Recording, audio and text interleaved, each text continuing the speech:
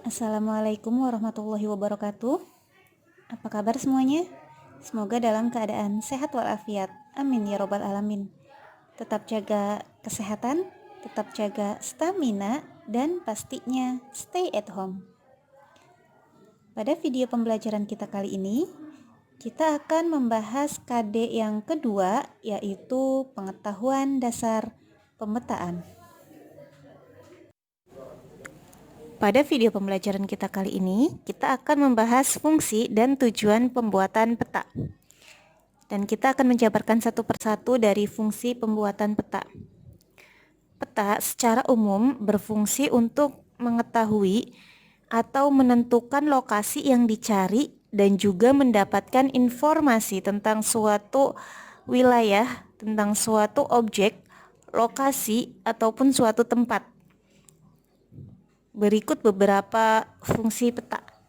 Yang pertama, fungsi peta untuk menunjukkan posisi atau lokasi suatu tempat di permukaan bumi. Jadi ketika kalian ingin mengetahui lokasi suatu tempat, kalian hanya bisa melihatnya dari sebuah peta. Kalian ingin melihat kondisi wilayah Jepang contohnya. Tak perlu kalian pergi ke Jepang, kalian bisa melihatnya dari peta. Kemudian yang kedua itu fungsi peta untuk memperlihatkan ukuran, bisa dalam luas ataupun jarak, dan arah suatu tempat di permukaan bumi. Jadi contohnya kalian ingin melihat seberapa luas sih Jepang itu gitu ya. Tanpa harus kalian datangi Jepangnya, kalian bisa melihatnya dari peta. Lihat dari gambarnya dan lihat dari skalanya, maka kalian bisa melihat seberapa luas wilayah Jepang. Nah, seperti itu. Kemudian yang ketiga, peta untuk menggambarkan bentuk-bentuk di permukaan bumi. Seperti yang sudah dijelaskan pada pertemuan sebelumnya, bahwasanya di dalam peta itu menunjukkan beberapa informasi, termasuk informasi secara umum, baik itu terdapat gunung, sungai, jalan raya, laut, kemudian jalan kereta api dan lain sebagainya. Jadi di situ kita bisa melihat, contoh kita ambil Jakarta. Kalian bisa melihat lokasi yang ada di Jakarta nih, kira-kira ada gunung enggak. Nah, kemudian kira-kira di sana jalan kereta apinya lewat daerah mana saja. Nah, dari situ kita bisa melihat. Kemudian yang keempat, untuk membantu peneliti sebelum melakukan survei untuk mengetahui kondisi daerah yang akan diteliti. Jadi para peneliti sebelum terjun ke lapangan, mereka akan melihat peta terlebih dahulu, kira-kira wilayah tersebut itu medannya seperti apa sih, kondisinya seperti apa, kemudian lokasinya di mana. Jadi ketika dia terjun langsung ke suatu tempat yang akan ia teliti, dia sudah tahu kondisi suatu wilayah tersebut gitu ya. Kemudian yang kelima, fungsi peta untuk menyajikan data tentang potensi suatu wilayah. Nah, ini juga termasuk ke dalam fungsi peta ya. Jadi kita bisa melihat apa saja sih potensi di dalam suatu daerah, suatu wilayah yang akan kita kunjungi. Jadi kalau kalian ingin berkunjung ke Bandung, kalian lihat dulu peta khusus Bandungnya. Oh, di sini ada kebun teh, bisa terlihat. Biasanya kita melihat peta yang lumayan besar ya. Nah, seperti itu. Atau kita bisa melihat, oh di sini ada lokasi pemandian dan lain sebagainya. Itu biasanya kalau peta khusus yang kita perbesar, contohnya kita ambil satu lokasi aja seperti Bandung dan lain sebagainya, itu kita bisa melihat secara detail informasi termasuk potensi-potensi di suatu wilayah tersebut.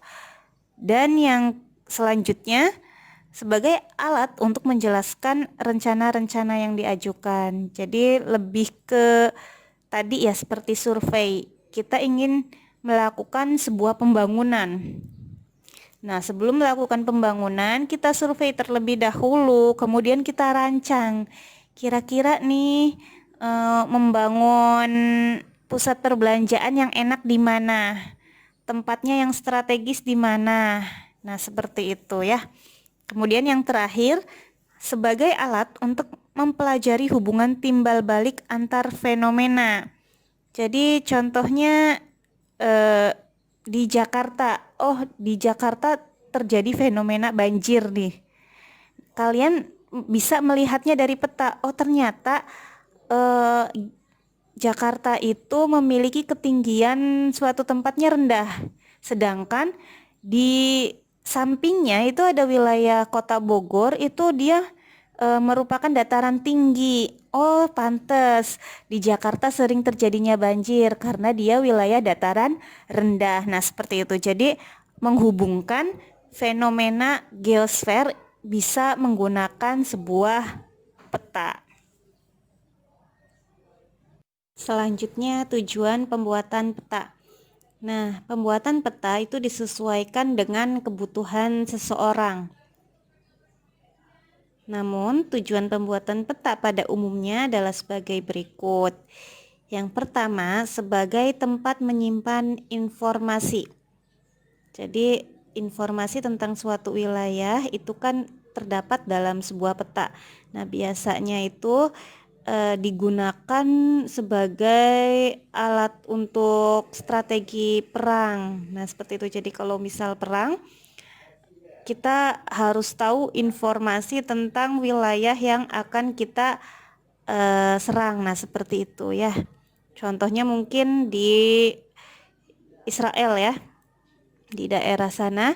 Nah, mereka pasti sudah memiliki informasi tentang suatu wilayah yang akan ia serang. Nah, kemudian yang kedua, analisis data spasial. Jadi kalian juga bisa mengetahui data-data spasialnya, misalnya untuk menghitung suatu volume. Kemudian yang ketiga, membantu dalam perjalanan di lapangan atau pekerjaan di lapangan, misalnya sebagai navigasi, kemudian perancangan wilayah dan konstruksi. Jadi ketika kalian ingin merancang sebuah wilayah atau merancang sebuah tempat, merancang sebuah gedung dan lain sebagainya, itu kalian membutuhkan peta dalam pekerjaan kalian. Kemudian membantu dalam hal desain, misalnya membantu dalam mendesain tata ruang kota atau tata letak pembangunan jalan, atau kalian ingin membangun waduk dan lain sebagainya, itu bisa menggunakan peta.